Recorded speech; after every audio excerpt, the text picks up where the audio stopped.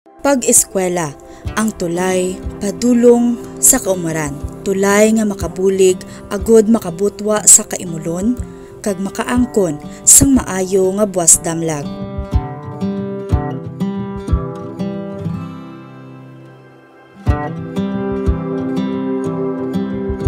Pag-eskwela, isa ka manggad nga bisan ano pa kadugay indi gid makuha sang iban sa isa ka tawo. Ini ang ginapatihan sang tagsa ka estudyante nga porsigido kag nagapadayon sa pag-eskwela apisar mayara sang krisis tuga sang COVID-19. Sa pagpati nga ang pag-eskwela kag kaalam amo ang ila mangin instrumento sa pag-atubang sa realidad sang kabuhi.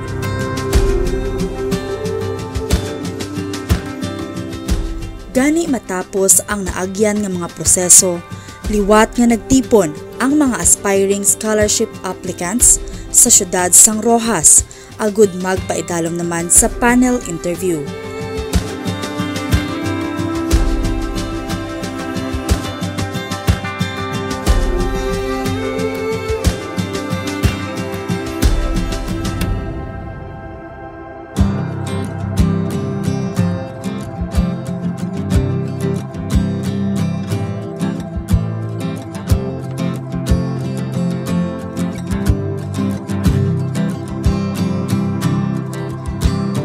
Matapos nila nga napasar ang written examination, sa subong isa naman ka-challenge ang ilang nga gin-atubang, agud matuman ang ilang nga handom nga makasulod sa scholarship program sang probinsya.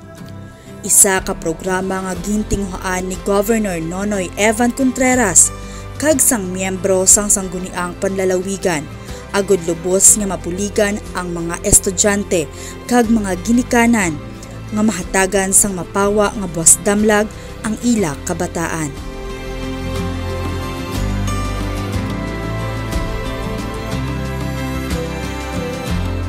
Sa syudad sang Roxas, 250 ka mga aspiring scholars ang nakapasar sa programa. Iniya ang gintunga sa duwa ka mga batch agud maobserbar man ang social distancing samtang ginapatigayon ang panel interview.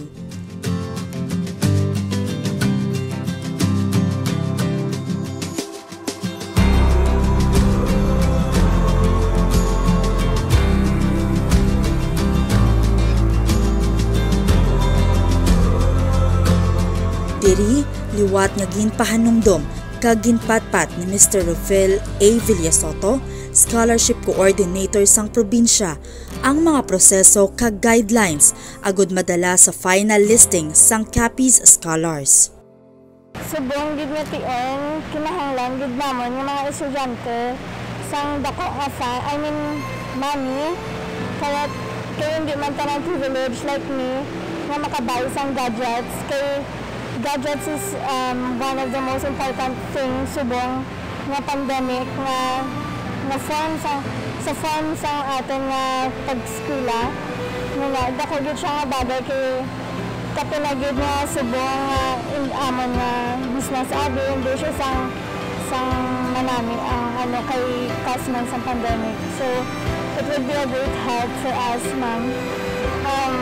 Thank you kay ginatagan mo siya sang attention kay one reason naman naging kuha ka man ang fisheries tungod na kinahanglan din siya sa community natin, especially dito sa Roxas, and gusto ko nga mag-give back man sa ating government day sa ating local to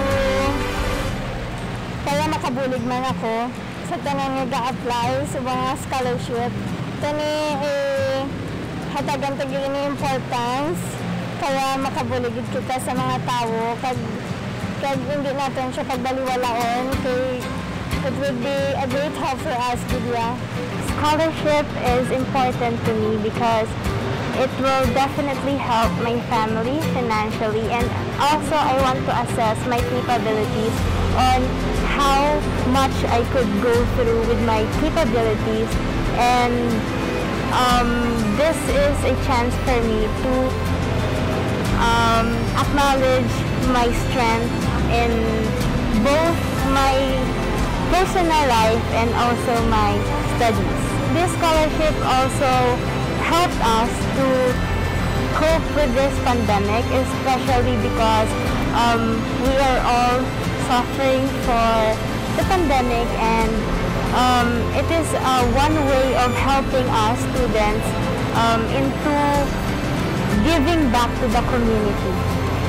To my fellow scholars, my message to you is that we can do it. We can win this panel interview, and good luck to us. Hope we pass the panel interview. Ginakulbaan apang makit-an ang lubos nga determinasyon sa tagsa ka mga estudyante nga gin-interview. Aktibo nga nagasabat sa mga pamangkot nga gin-preparar sang panel kag lubos nga nagahandom nga sila ang mangin mapalaron nga makasulod sa pinal nga listahan. Thankful kay may chance nga makasulod sa scholarship kag maiban-iba naman ang gasto sa lugar sa balay kag sa pag-eskwela. Hindi lang mo pagkulbaan kaya nun tani para sa aton handom sa kabuhi. Kay Gov Nonoy kag sa mga board member kag sa tanan, thank you sa opportunity nga ginhatag mo sa akong eksamen tanan para maka-avail sa scholarship. Ang pagka-scholar sang probinsya isa kadako nga honor para sa isa ka estudyante bangod nagapatimaan ini nga siya kwalipikado sa mga proseso kag mga pagsulundan nga gintihon sang probinsya. Magluwas pa sini, isa pa ini kadako gid nga bulig sa mga estudyante agud malabot nila ang mga handom sa kabuhi.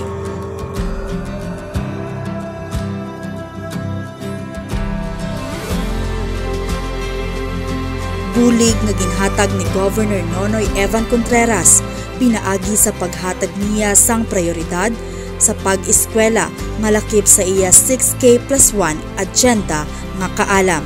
Ini ang kabahin sang iya handom nga mapabatsyag sa tanan ang iya serbisyo nga may pagkabalaka.